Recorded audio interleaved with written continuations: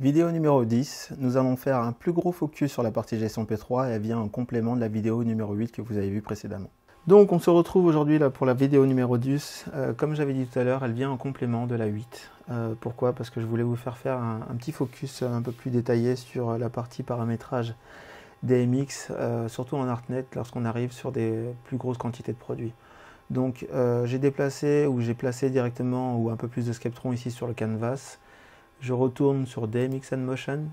Je vais pouvoir sélectionner directement avec Shift et les flèches les différentes barres que je souhaite adresser. Je vais sur Add Control tout en haut. Et là, je vais pouvoir choisir le paramètre en fait de ma barre. Quand même un petit point quand même. C'est pour ça que je voulais prendre un peu plus de temps pour vous en parler. Ce que je vais avoir ici en fait au niveau de mes barres, Skeptron, ça sous-entend que finalement elles deviennent compatibles ArtNet via le P3.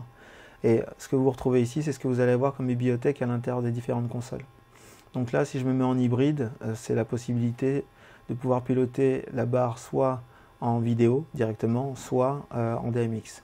Si je ne veux pas du tout faire de vidéo, donc ça veut dire qu'en théorie, je ne me soucie pas non plus du design des barres, j'ai juste besoin de les avoir reconnues dans le système. Et je peux aller sur Pixel Mode, aucun intérêt de rester sur hybride. Donc là, par défaut, je me mets sur Pixel Mode, pardon.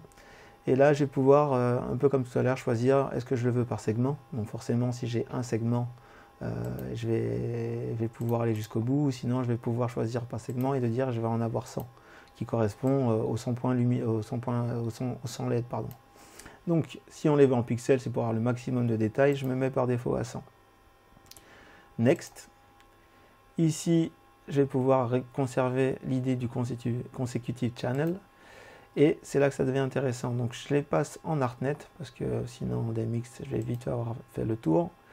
L'adresse de départ, on s'en fout, hein, on peut le laisser en 1, mais sinon, quand même, un point important, c'est que sur le P3, l'ArtNet ne commence pas à 0, alors qu'en binaire, ça devrait être ça.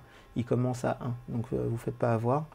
Et ici, aussi, un petit détail qui n'en est pas un, c'est que je vais pouvoir sélectionner l'idée que les channels vont pouvoir se succéder sur le même univers DMX. Pas besoin de conserver un univers par barre. Donc il ne faut pas oublier de cocher ça et les adresses s'enchaînent sur les univers. Là, je fais Next, Create Control et on peut observer directement justement les informations, à quel moment on a un bout des machines qui vont être sur le deuxième univers et puis après on continue sur le suivant. Voilà, c'était le plan que je voulais vous faire, le petit focus sur la partie adressage DMX pour la vidéo numéro 10.